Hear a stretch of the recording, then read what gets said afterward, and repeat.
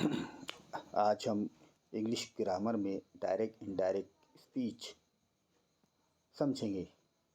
Direct से जुमले को इनडायरेक्ट में किस तरह किया जाता है और कौन से उसूल हमें इस्तेमाल करने होते हैं, इसके लिए कुछ मिसालें यहाँ दी गई है। पहली मिसाल, Mohan said I am hungry, I want something to eat. ये डायरेक्ट स्पीच का जुमला है। इन्वर्टेड कॉमास में मोहन की कही हुई बात लिखी गई है। यहाँ इस स्पीच को इनडायरेक्ट में बदलने के लिए सब्जेक्ट और हेल्पिंग वर्ब ये दोनों बदलना होंगे। जैसे आई एम और आई वॉन्ट, ये दोनों चीज़ें इनडायरेक्ट स्पीच में बदलते वक्त क्या हो जाएंगी, आई का ही हो जाएगा और एम का वाज हो जाएगा। इसी तरह आई का ही हो गया और वांट का पास्ट टेंस वांटेड हो गया। तो अब जुमला इनडायरेक्ट में किस तरह होगा, Mohan said that he was hungry and he wanted something to eat. यहाँ पर आई एम का ही वाज हो गया और आई वांट का ही वांटेड हो गया। और सेड के बाद क्या लगा दिए, दैट ये लफ्ज़ लगा दिए। दूसरा जुमला देखिए, she said my teacher is writing on the black board. यहाँ शी सेड उसने कहा, माई टीचर मेरे उस्ताद इज़ राइटिंग लिख रहे हैं, ऑन द ब्लैक बोर्ड पर। यहाँ इज़ और राइटिंग इसमें गौर करने की ज़रूरत है। इज़ का वाज हो जाएगा, यानी प्रेजेंट टेंस वाला अगर जुमला है तो उसको पास्ट टेंस में हमें बदलना होता है। इज़ का वाज हो जाएगा और सेट के बाद हमने क्या लगा दिए, दैट। तो अब इनडायरेक्ट स्पीच में जुमला क्या होगा देखिए, said she said that her teacher was writing on the black board. इस तरह इज़ राइटिंग का क्या हो गया, वॉज राइटिंग। अगली मिसाल, the doctor said I have given an injection and it will make you sleep. अब यहाँ जो लाल और अलग रंग में दिखे गए अल्फाज है उनमें ही तब्दीली होंगी। द डॉक्टर सेड यानी डॉक्टर ने कहा, I have given an injection मैंने उसे दिया है एक injection, and it will make you sleep वो तुमको सुला देगा। यहाँ डॉक्टर के कहे हुए जुमले क्या है, इन्वर्टेड कॉमर्स में लिखे हुए हैं। अब इसी को अगर दूसरा शख्स कहेगा तो क्या कहेगा, तो डॉक्टर सेड, सेड के बाद क्या लगाना है, दैट। ठीक है। अब पेशेंट अगर मर्द है तो ही लगेगा, पेशेंट अगर खातून है तो शी लगेगा। तो आय का क्या हो जाएगा, ही और शी हो सकता है। दोनों में से आप एक भी लिख सकते हैं। हैव का क्या हो गया, हैव का हो गया हैड। गिवन का गिवन ही है क्योंकि थर्ड फॉर्म का वर्ब है। ठीक है। फिर an injection and it will का क्या हो गया, वुड हो गया। और मेक का मेक ही रहा। यू का क्या हो गया, हिम और हर हो गया। अगर मर्द है तो हिम होगा, खातून है तो हर हो जाएगा। इस तरह डॉक्टर के कहे हुए जुमले हम अपने अल्फाज में किस तरह कहेंगे, the doctor said that he or she had given an injection that it would make him or her sleep. ठीक है। चौथी मिसाल, she said I bought a new dress yesterday. I bought और यस्टरडे पर गौर करना है।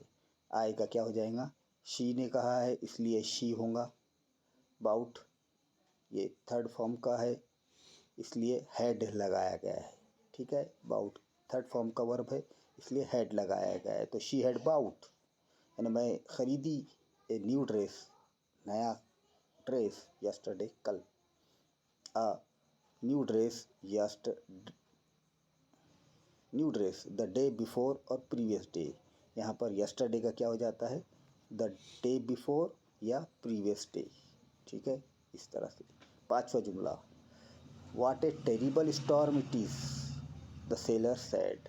देखिए ये है एक्सक्लेमेटरी सेंटेंस यानी ताज्जुबिया जुमला, फिजाइया जुमला है।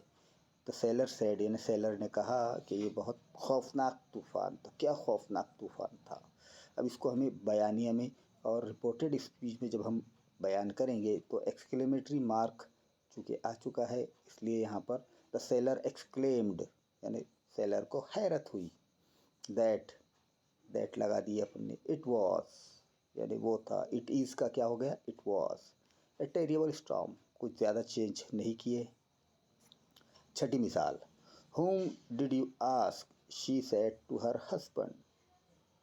तुमने किससे पूछा? उसने कहा अपने शौहर से। Whom did you ask? ये सवालिया जुमला है, देखिए क्वेश्चन मार्क आया है। तो अब किस तरह से इसको हम इनडायरेक्ट स्पीच में तब्दील करेंगे? तो शी आस्क और inquired her husband. She said to her husband का क्या हो गया?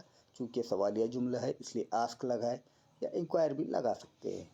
whom he had asked, देखो डिड ये पास्ट टेंस वाला है इसलिए यहाँ यू का क्या हो गया, ही, और डिड की जगह क्या आ गया, हैड। आस्क पहली शक्ल का वर्ब है, इसको बदल दिए दूसरी शक्ल में आस्क्ड हो गया ईडी लगाकर। तो शी आस्क और inquire her husband whom he had asked।